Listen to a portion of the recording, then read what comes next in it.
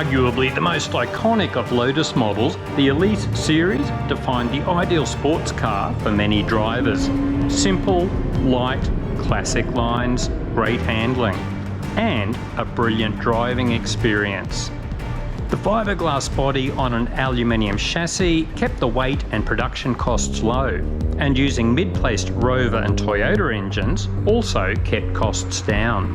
The Elise was named after Elisa Artioli, the granddaughter of Lotus's chairman when the series was launched. The Lotus Elise Series 1.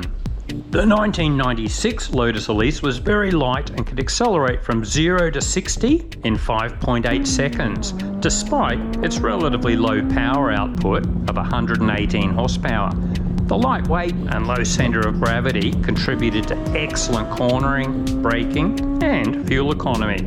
There were also limited edition models with more power and better suspension, which were quite competent on the racetrack. This particular model has uprated camshafts, higher compression, ported head, and a larger throttle body.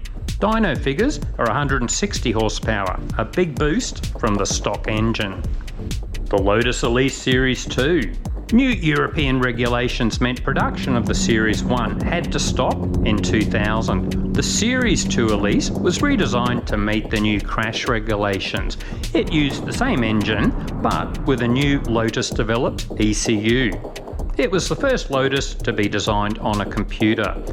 Similar to the previous model, this has various upgrades that boosted engine performance to 160 horsepower. In later years, the Rover engine was replaced with a Toyota engine. This 2008 model uses the Toyota 1.8 litre engine and the most powerful version Lotus released in the Series 2.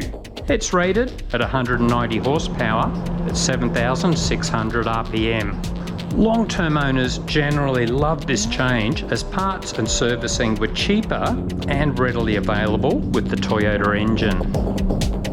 Lotus Elise Series 3. The cheapest version in Europe had a 1.6 litre engine to comply with Euro 5 emissions. The US model used the slightly larger 1.8 litre Toyota engine. This particular model came standard with a Magnuson R900 supercharger. The supercharged engine produced 220 horsepower, but this car produces 260 thanks to aftermarket extractors, larger injectors, and a remapped ECU. In an era of complex, heavy sports cars that cost the moon, it's easy to see why the Lotus Elise remains a favourite for drivers who appreciate simplicity and the pure joy of driving a sports car.